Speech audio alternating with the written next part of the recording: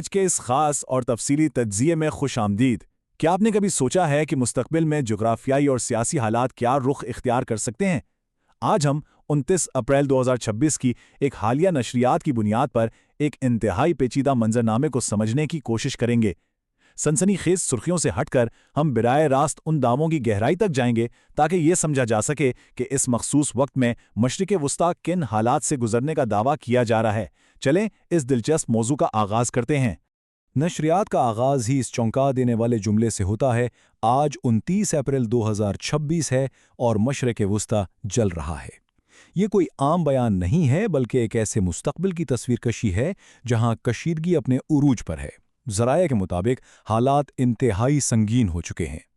ہمارا مقصد یہاں کسی فریق کی حمایت کرنا بالکل نہیں ہے بلکہ غیر جانبدار رہ کر صرف یہ سمجھنا ہے کہ اس نشریات میں اتنے بڑے پیمانے پر کیا دعوے کیے گئے ہیں اور ان کے ممکنہ اثرات کیا ہو سکتے ہیں۔ اس الجھی ہوئی صورتحال کو آسانی سے سمجھنے کے لیے ہم نے معلومات کو 5 حصوں میں تقسیم کیا ہے۔ ہم امریکہ اور ایران کی کشیدگی سے آغاز کریں گے، پھر اسرائیل کے بڑھتے ہوئے فوجی خرچے اور اندرونی بھرتی کے بحران کو دیکھیں گے، اس کے بعد لبنان اور غزہ کے محاذوں کا جائزہ لیں گے اور آخر میں نئے علاقائی اتحاد کے دعووں پر بات کریں گے۔ تو آئیں چلیں سیدھے موضوع کی طرف چلتے ہیں۔ تو سب سے پہلے بات کرتے ہیں پہلے حصے کی، امریکہ اور ایران کا تنازع اور اس میں عالمی طاقتوں کا موقف۔ اب دیکھیں، اچانک سے کچھ نہیں ہوتا، یہ سب ایک چین ری ایکشن کی طرح ہے۔ 2023 میں غزہ کی جنگ سے شروع ہونے والا یہ سلسلہ 2024 اور 2025 میں لبنان اور یمن کے تنازعات تک پھیلا، اور ذرائع کا دعویٰ ہے کہ اب 2026 میں یہ ایران کے ساتھ براہ راست جنگ کی شکل اختیار کر چکا ہے۔ یہ دعویٰ ظاہر کرتا ہے کہ خطے کا عدم استحکام کس طرح سال در سال بڑھ کر ایک بہت بڑے تصادم میں تبدیل ہو گیا ہے۔ تو اس وقت گراؤنڈ پر صورتحال کیا ہے؟ ذرائع کا دعویٰ ہے کہ امریکہ کی جانب سے ایران پر ایک سخت نیول بلاکیڈ یعنی بحری محاصرہ مسلط کیا گیا ہے۔ 22-30 دن گزر چکے ہیں اور کوئی جنگ بندی نہیں ہوئی۔ نشریات کے مطابق امریکی صدر ٹرمپ کا موقف بالکل واضح ہے کہ جب تک ایران گھٹنے نہیں ٹیستا اور اپنے ایٹمی عزائم سے پیچھے نہیں ہٹتا، یہ محاصرہ ختم نہیں ہوگا۔ یہ ایک انتہائی سخت عالمی موقف ہے جو خطے کی صورتحال کو مزید کشیدہ کر رہا ہے۔ زمینی حقائق کے حوالے سے دعوے اور بھی زیادہ دلچسپ ہیں۔ ذرا فلائٹ ریڈار کے ڈیٹا پر غور کریں۔ بتایا گیا ہے کہ امریکی اسلحے سے بھرے جہازوں کی مسلسل آمد جاری ہے۔ مبینہ طور پر یہ پروازیں اسرائیل کے ایلات اور بین گوریون ہوائی اڈوں پر اتر رہی ہیں۔ ذرائع کے مطابق یہ کوئی معمول کی ڈیلیوری نہیں ہے بلکہ ایران کے خلاف ایک بہت بڑے اور خطرناک حملے کی بھرپور تیاریاں ہو رہی ہیں۔ چلیں اب دوسرے حصے کی طرف آتے ہیں۔ اسرائیل کا بڑھتا ہوا فوجی قرضہ اور طویل تنازعات کی معاشی قیمت۔ $3.5 ارب، جی ہاں 3.5 بلین ڈالرز۔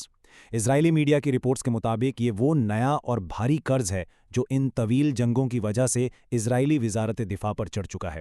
اتنی لمبی جنگوں نے معیشت کو ہلا کر رکھ دیا ہے، اور عالمی تنازعات سے ہٹ کر دیکھیں تو یہ اسرائیل کی اپنی اندرونی معاشی کمزوری کی ایک بہت بڑی علامت قرار دی جا رہی ہے۔ لیکن سوال یہ پیدا ہوتا ہے کہ یہ نیا اور خطیر قرضہ آخر جا کہاں رہا ہے؟ دراصل پچھلے کئی سالوں کی لڑائی میں پرانے اسلحے کے ذخائر ختم ہو چکے ہیں۔ اب اس رقم سے آئرن ڈوم کو دوبارہ بحال کیا جا رہا ہے، ایرو 3 کے ذخائر کو دوبارہ تعمیر کیا جا رہا ہے، ڈیوڈ سلنگ سسٹم کو ری سٹاک کیا جا رہا ہے، اور اسلحہ بنانے والی نئی کمپنیوں کو ٹھیکے دیے جا رہے ہیں۔ یعنی جنگیں کتنی ہی جدید کیوں نہ ہوں، ان کی بھاری قیمت آخر کار معیشت کو ہی چکانی پڑتی ہے۔ اب آتے ہیں تیسرے اور انتہائی اہم حصے پر، اندرونی بھرتی کا بحران، معاشرتی تناؤ اور فوجیوں کی کمی۔ اگر ہم اندرونی حالات کا جائزہ لیں تو ایک بہت واضح تضاد نظر آتا ہے۔ ایک طرف سیاسی بیانات ہیں جہاں ہر محاذ پر فتح کے دعوے کیے جا رہے ہیں، لیکن دوسری طرف مناریو کی رپورٹ ایک مختلف ہی حقیقت بتا رہی ہے، فوجیوں اور اسلحے کی شدید کمی۔ یہ سیاسی بیانیے اور گراؤنڈ پر موجود حقیقت کے درمیان کا وہ فرق ہے جسے نظر انداز نہیں کیا جا سکتا۔ فوجیوں کی اس کمی کے مسئلے کو سمجھنے کے لیے حریدیم کو سمجھنا ضروری ہے۔ یہ اسرائیل میں ایک الٹرا آرتھوڈاکس مذہبی فرقہ ہے جو تاریخی طور پر فوج میں بھرتی ہونے سے انکار کرتا آیا ہے۔ ان کا ماننا ہے کہ ان کی زندگی کا مقصد صرف مذہبی تعلیم حاصل کرنا ہے۔ اب سوچنے کی بات ہے، جب جنگ طویل ہو جائے اور فوج کو نئے لوگوں کی اشد ضرورت ہو تو اس فرقے کے نوجوانوں کو فوج میں شامل کرنے کا مسئلہ ایک بہت بڑے معاشرتی تنازع کی شکل تو اختیار کرے گا ہی نا۔ حالات کس حد تک خراب ہو چکے ہیں اس کا اندازہ اس بات سے لگائیں کہ اس وقت مبینہ طور پر تقریباً 65,000 حریری نوجوانوں کو زبرن فوج میں بھرتی کیا جا رہا ہے۔ इसके नतीजे में ज़बरदस्त एहतजाज फूट पड़ा है। बात यहाँ तक बढ़ गई कि नौजवानों ने मिलिट्री पुलिस चीफ के घर पर ही हमला कर दिया, जिसके बाद 25 नौजवानों को गिरफ्तार किया गया। खुद नेतन्याहू ने इस हमले की मजम्मत की है। ज़रा अंदाज़ा लगाएं कि यह अंदरूनी प्रेशर कितना ज़्यादा है। सरहदों से ज़रा दूर हटकर मुआशरे के अंदर देखें तो जंग के नफसियाती असरात को समझना भी बहुत ज़रूरी है। 11 ये वो दावा है जिसके मुताबिक पिछले सिर्फ 30 दिनों में पोस्ट ट्रॉमेटिक स्ट्रेस और लगातार ड्यूटी के बोझ की वजह से 11 फौजी और पुलिस एहलकारों ने खुदकुशी की है। ये किसी भी मुआशरे के लिए खतरे की घंटी है। ये जंग की वो खामोश और दर्दनाक कीमत है जो अंदरूनी सतह पर अदा की जा रही है। चौथा हिस्सा लुबनान और क़ज़ा के महाज, ड्रोन्स, तबाही और बेघर होती आबादियाँ। अगर हम बॉर्डर्स पर जारी लड़ाई का गैर जानबदाराना जायजा लें तो नशरियात के मुताबिक सदर ट्रंप ने 3 हफ्ते की जंगबंदी का ऐलान तो किया था, लेकिन लड़ाई रुकने का नाम ही नहीं ले रही। हिजबुल्लाह छोटे लेकिन इंतहाई तबाहकुन ड्रोन इस्तेमाल कर रही है जो फौजियों के लिए शदीद खतरा बन चुके हैं। दूसरी तरफ इसराइल का दावा है कि उसने हिजबुल्लाह के 3 ठिकाने और 2 सुरंगें तबाह कर दी हैं, जबकि इतलात हैं कि पिछले 24 घंटों में 17 लबनानी मारे गए हैं और बड़े पैमाने पर लोग बेघर हुए हैं, यानी एक मुकम्मल टिट फॉर टैट चल रहा है। गजा के महाज पर भी हालात कुछ खास मुख्तलिफ नहीं है। गो कि वहाँ एक टेक्नोक्रेट हुकूमत और अमन बोर्ड बनने का जिक्र किया गया है, लेकिन ज़राए बताते हैं कि बमबारी का सिलसिला थमा नहीं है। रिपोर्ट के मुताबिक महज 24 घंटों में 5 फिलिस्तीनी जान की बाजी हार गए। इसराइल ने गजा के एक हिस्से पर, जिसे येलो लाइन कहा जाता है, अपना कंट्रोल अब तक बरकरार रखा हुआ है। ये इस बात का सबूत है कि नाम निहाद जंगबंदी के दावों के बावजूद ज़मीनी हक़ाइक़ इंतहाई तल्ख़ हैं।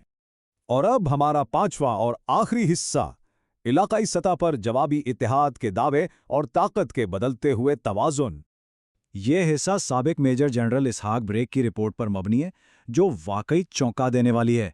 ज़राए के मुताबिक मिस्र और तुर्की इसराइल की सरहदों पर मुश्तरका फ़ौजी मशक़ें कर रहे हैं। उनके दरमियान फ़ौजी ताल्लुकात और ड्रोन टेक्नोलॉजी का तबादला बढ़ रहा है। ये कोई मामूली बात नहीं है, क्योंकि ये उन तारीखी अमन मुआहदों के बिल्कुल उलट हैं जो बरसों पहले तय पाए थे। इन मशकों का बज़ाहिर मकसद एक ग्रेटर इसराइल के तसव्वुर और ख़तरे का मुकाबला करना बताया जा रहा है। इलाकाई सियासत तेज़ी से एक नया रुख इख्तियार कर रही है।